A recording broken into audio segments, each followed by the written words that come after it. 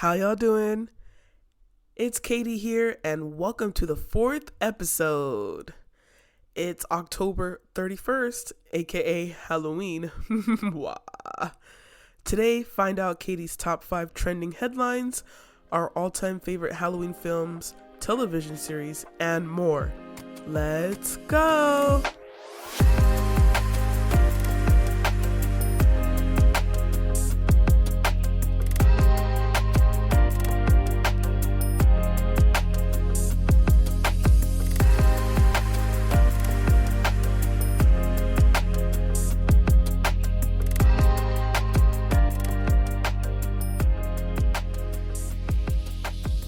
In this segment, I will be sharing this week's trending pop culture headlines. Time for Kadie's Top 5 in 5. The future is now. Voting centers are now open for the 2024 presidential election. From October 26th through November 4th, 10 a.m. through 7 p.m., you can come to your closest voting center and cast your ballot along with Election Day, November 5th, 7 a.m. through 8 p.m. All registered voters in Los Angeles County will be mailed a vote-by-mail ballot. Want to take more time reading about candidates for Senate or propositions? Or don't have much time to vote in person?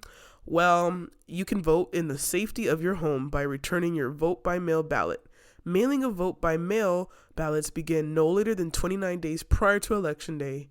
And remember, no postal stamp is needed when returning your ballot, and you can drop it off at any participating vote-by-mail ballot drop box location. For more info on how to prepare for the big day,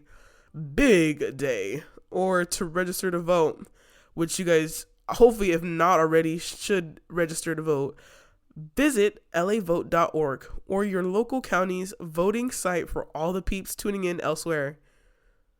Oh, it's magic. Singer, actress, and businesswoman Selena Gomez made herself known in 2007, starring as the charming and rebellious wizard Alex Russo on Disney Channel's Wizards of Waverly Place. Time has come full circle because Gomez recently appeared at the premiere of the show's reboot series titled Wizards Beyond Waverly Place, alongside original co-star David Henry, who plays her brother Justin Russo. The two are inspiring a new generation of wizards in the upcoming series. As stated on Variety, a lot of creating the reboot was about passing the wand to a new generation, Henry said at the premiere. I really want this show to be big, warm to the original fans so they know they're loved and understood for all the years they've been watching this show. But at the same time, it's an invitation to new viewers. We wanted it to be collectively for everyone, Gomez said, adding, we wanted it to be fresh. New York Times best-selling author Nicholas Sparks recently shared with People magazine which of his mega-hit films adaptations he enjoyed making and holds a special place in his heart. As stated, the one I've seen the most is A Walk to Remember, he recalled, of the 2002 film starring Mandy Moore and Shane West.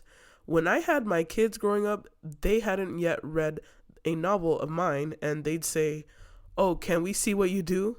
I'd say, I've got the movie for you. And I have 5 kids, so I had to sit through multiple viewings of that because I would show that to them again. That movie was great, it just works. Sparks shared his favorite memories from filming was simply working with Moore and West on the set. They were so excited, he said, of the young stars at the time. Mandy was such a nice young lady. At the time, my son was 10 years old, and when he saw Mandy, he thought she was the most beautiful girl in the world. She was like 17. The author mentioned that he still keeps in touch with both Moore and West to this day. He added that The Notebook is also another iconic adaptation, noting it will likely stand the test of time. Very true. Actress and director Anna Kendrick has recently made her directorial debut with the film Woman of the Hour, in which she also stars in.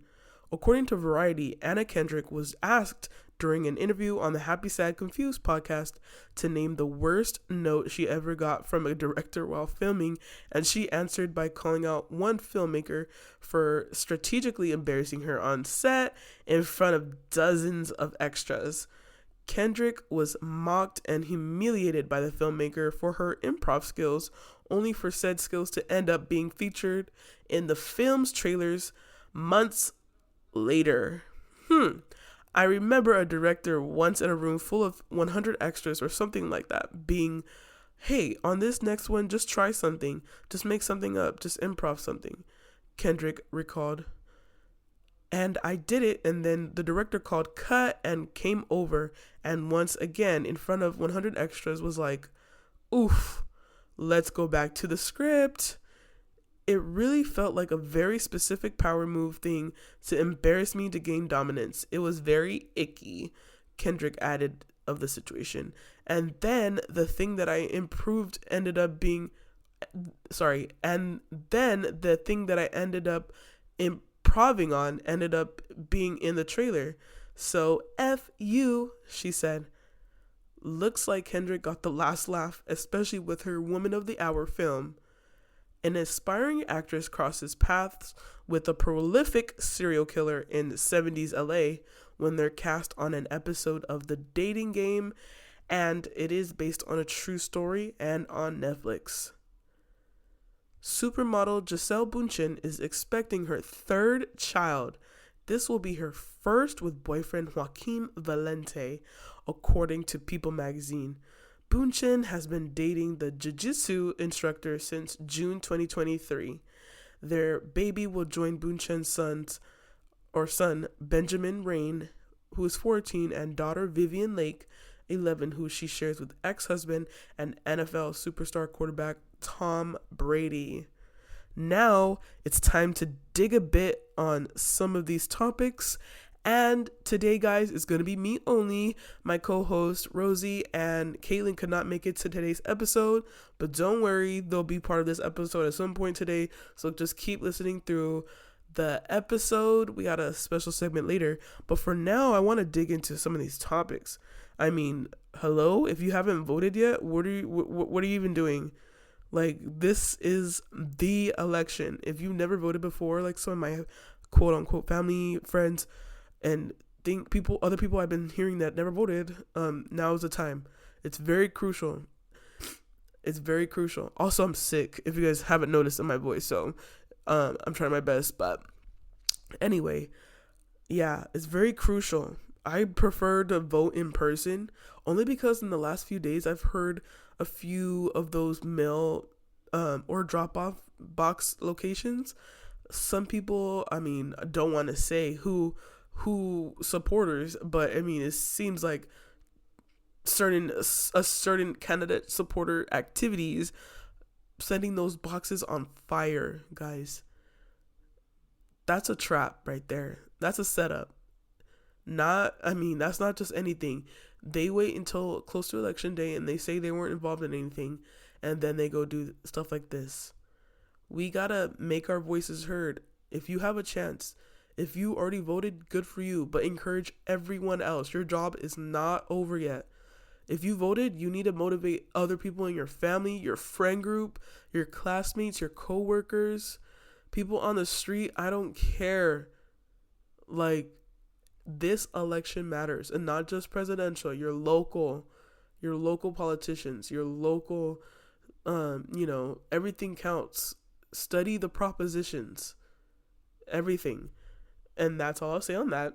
And obviously during the week on my socials, you'll see me just I can't even say the word advocate, but just like Rihanna said at the BET Awards one time, accepting like award, she said, tell your friends to pull up. I'm telling y'all to pull up to the voting polls. Let's do this. To briefly talk on Selena Gomez returning to Wizards of Waverly Place, like, I am the Disney Channel girl, guys. I am the Disney Channel girl. Like, I've seen, my whole life revolves around Disney Channel. Like, I'm not even playing with you guys. Like, I grew up on That's So Raven, Lizzie McGuire, Hannah Montana, High School Musical, everything, Cheetah Girls, even original Disney Channel movies like Read It and Weep, Gotta Kick It Up, Double Team. Like, don't play with me, guys. I was there. Sweet Life of Zack and Cody, and obviously Wizards of Waverly Place. So her returning, Selena Gomez returning as Alex Russo in that show, the reboot, means a lot to me. I mean, I know it's not, obviously reboots are hardly the same, and it sucks that most of the cast, the original cast, is not going to be in there. Like Harper, I would love to see in there, the actress that plays Harper. But I mean, she be spilling the tea in her podcast with the dad from the same show, so that's probably why they haven't been invited back. But Selena is going to be partially in the show, but I know she serves as producer along with David Henry, and I'm glad he's at least a staple character in the show, and he's just leading on a new generation of actors, so I'm looking forward to that. Also, I mean, last thing about that reboot, where is Jake T. Austin? I was a Jake T. Austin girly, guys. I'll say that for another episode. But moving on to Nicholas Sparks, one of my favorite authors, because he has one of the best film adaptations in terms of like romance movies. And I really thought he was going to say The Notebook was his favorite film adaptation. I mean, he does give it credit, but A Walk to Remember is so iconic for so many reasons. I mean, Mandy Moore, I mean, she was the 2000s it girl. I mean, and she still is that girl with her work in This Is Us and in Tangled. But this was her moment right here. This was her like breakout role, quote unquote. I know she went on to do like Princess Diaries around the same time or shortly after. But listening to her sing, when she's like, I lift my hands and pray, I'm like, girl, if y'all know what scene I'm talking about, y'all know. And Shane West, I didn't watch this movie. I mean, a lot of 2000 movies I didn't end up watching, obviously, until I got a bit older, as they came around, like whether it's on YouTube or just apps. But I watched it when I'm in my late 20s now, but I mean, I didn't watch it until like a few years back for the first time. And since then, I watch it at least once a month, guys. Like, it's not, I don't want to say sad, but I mean, you kind of know what's going to happen. But it's so beautiful, like the chemistry they had between the characters and the meaning, the faith, and everything that was in that movie makes me love it even more. And I have not read the book yet. So that might be something on my to-do list for 2025 or something I would eventually do. But Nicholas Sparks is iconic. Like, he definitely was raised by a woman. Speaking of women, Anna Kendrick, girl, come on, talk about girl boss. Hello. And whoever that filmmaker is, she didn't name drop them, but whoever you are, like, I know they cried at home, because why would you even, why are you going to try to humiliate someone by asking them to do improv, a direction you said to do, and then when she follows your direction, you go over here and embarrass her and talk about stay on script. And I already know Anna Kendrick's improv was probably really decent, because her performance on projects like Pitch Perfect and Trolls, I can tell, I mean, at least some of those lines would have to be improv, right? All those exciting, fun pitch lines, no pun intended, by the way, but all those jokes that she would say in those movies, I mean, hello, I already know she's like a natural funny person. That's what the vibe she at least was giving to me. But kudos to her for, I mean, all the projects she's done leading up to her directorial debut. And The Woman of the Hour seems pretty good. I might watch it this Halloween night, actually. It is based on a true story, which is crazy. It's crazy. Like, a contestant basically was on the show, 2 contestants, and one was like a hidden serial killer. And it's crazy, the lead up to the end of the movie. I've seen the trailer, but I think I might watch it tonight. Keeping on the topic of scary, Aren't you all curious to know what some of my favorite Halloween classics are? Okay, so some of these may shock you and are TV shows as well. First one on my list is La La Land. I'm kidding, guys. I'm kidding, but like not really. If you know, you know. But okay, for real, for real. The first one on my list is The Sweet Life of Zach and Cody, the episode of The Ghost in 613. I mean, that whole episode, I mean, as a kid or a teen growing up, for a Disney Channel show, it gave me the creeps because, what's his name? Esteban took Zach, Cody, London, and Maddie to room 613 to see if the room was really haunted. Little did they know, the room was visited by a special guest, quote unquote. It was pretty good. It was pretty good. I won't say a lot. If you haven't watched that, what are you even doing with your life? But moving on to the next one, I'm going to just read off the list. Monster House. Man, that creeped me out. Still kind of does, a little bit. Hotel Transylvania. A little fun, family cutesy movie to watch. Nope. Yep.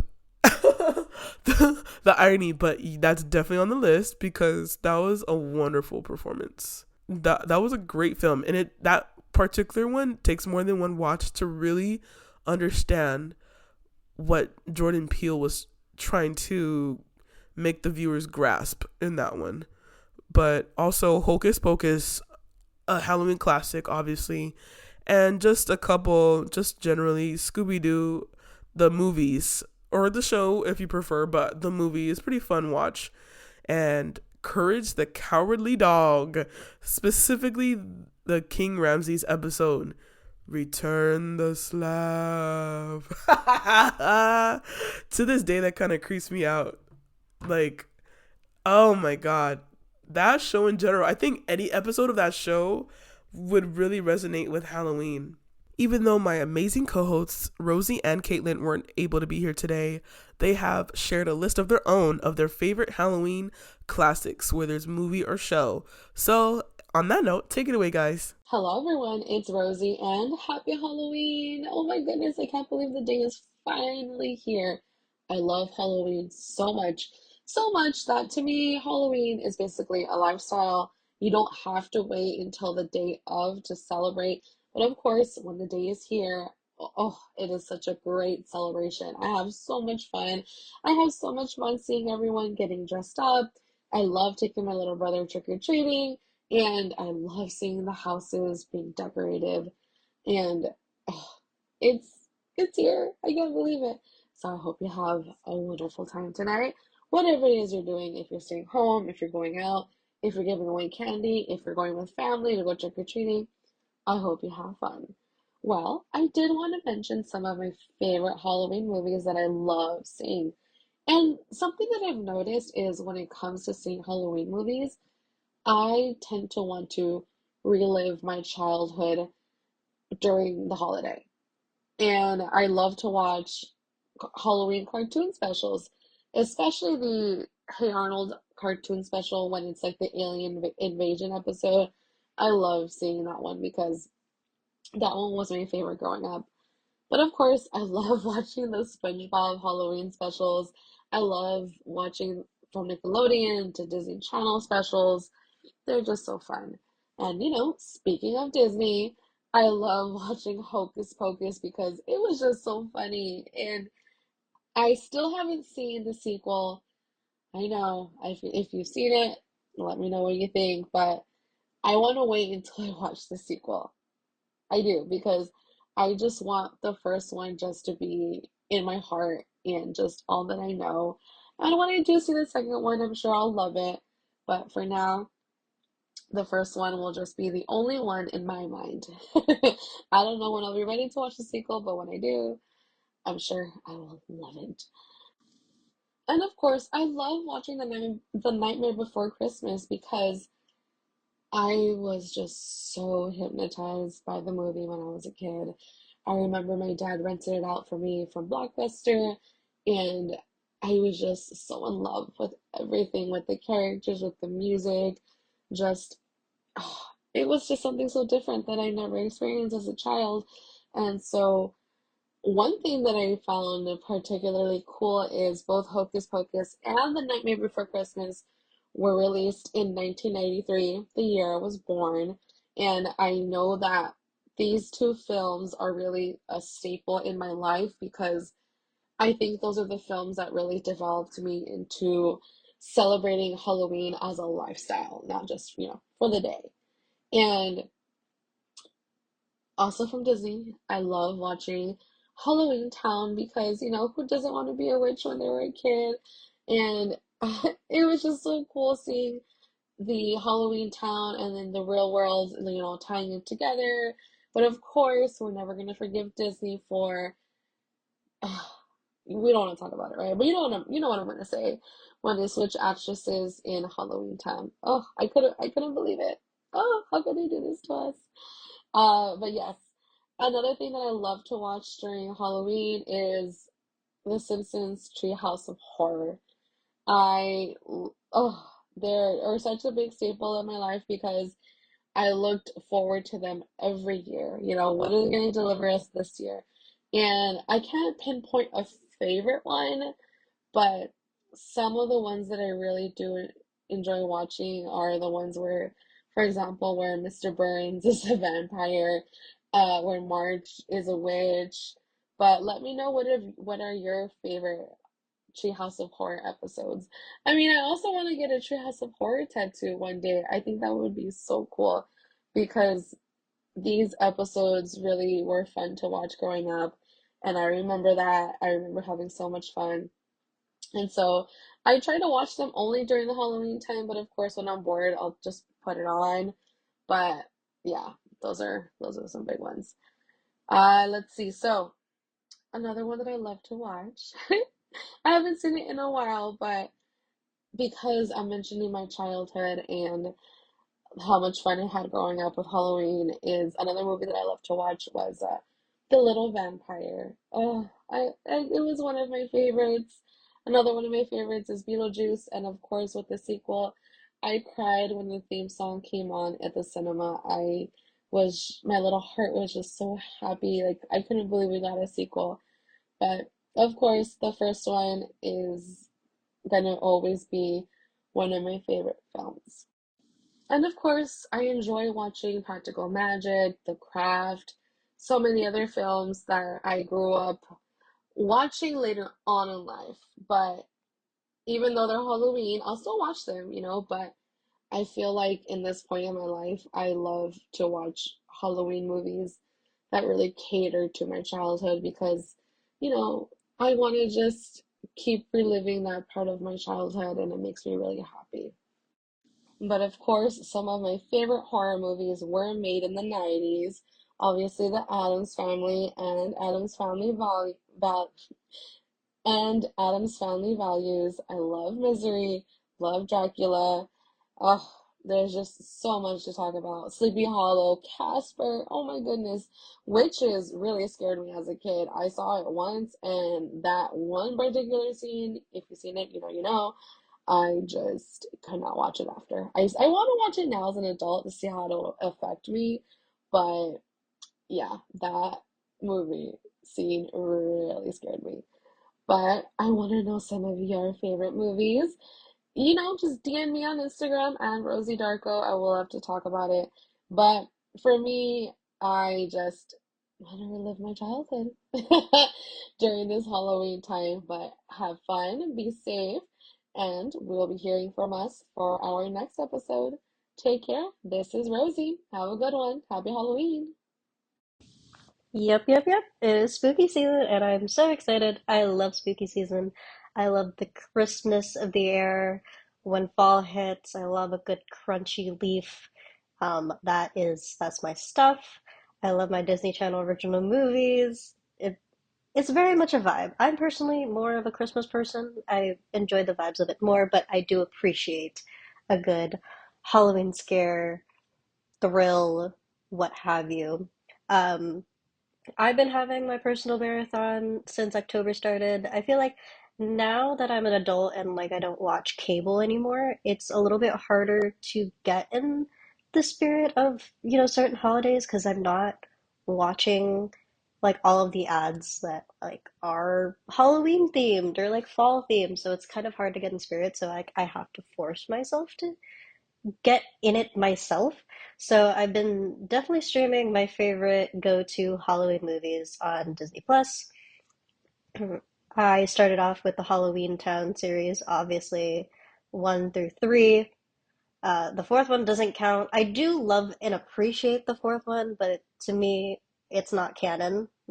It ended at three just because the main actress left after the third one.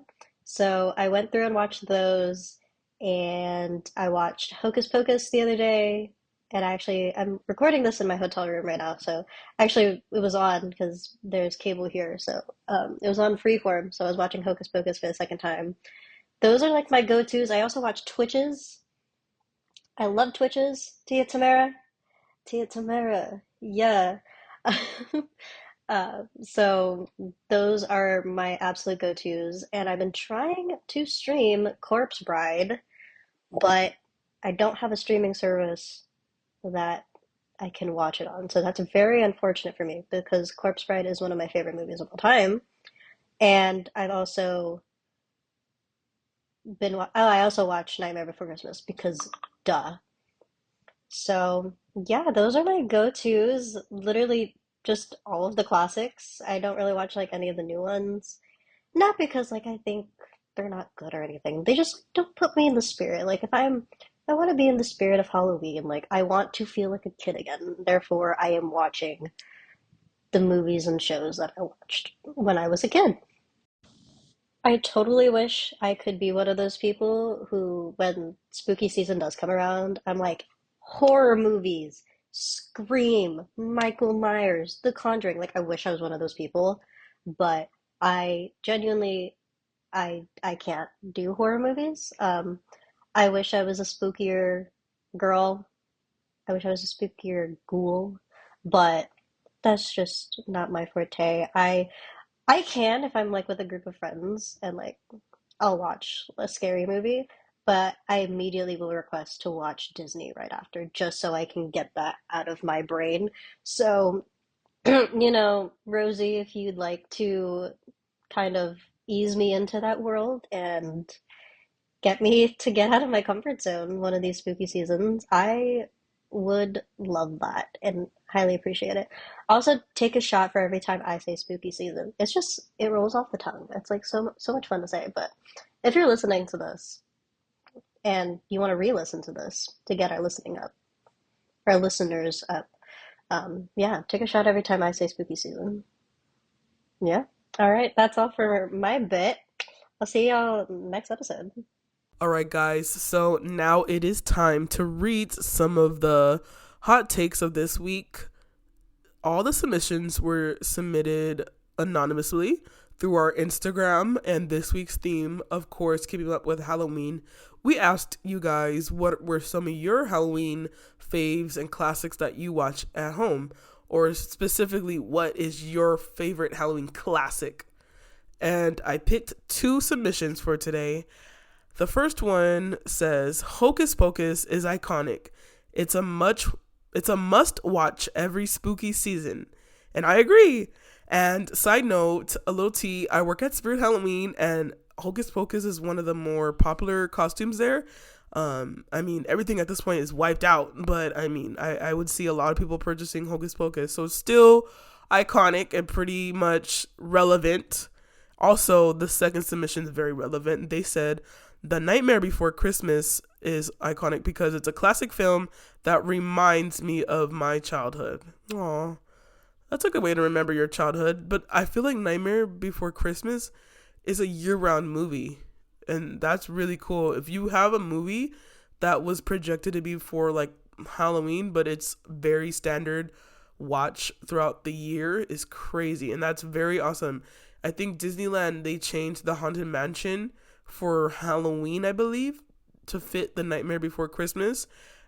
I know because I went in September, not even October yet, guys. I went in September to Disney and there was like a queue already. You couldn't even line up for the Haunted Mansion. You had to be in the queue.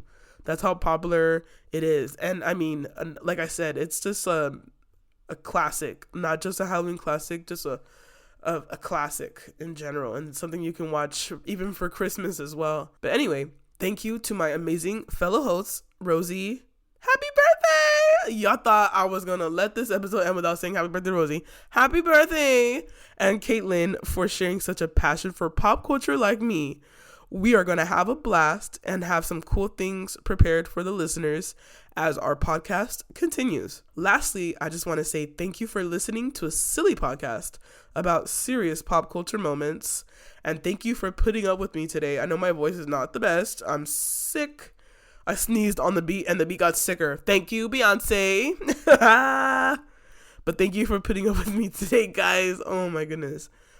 This has been Kadie here. See you next time for the 5th episode of Hey, How Y'all Doing? Releasing on Thursday, November 14th. Also, please, please, please don't forget to vote. Hit up the election polls or mail in your ballots. Please, guys, I'm counting on you. We're counting on you. But anyway, bye.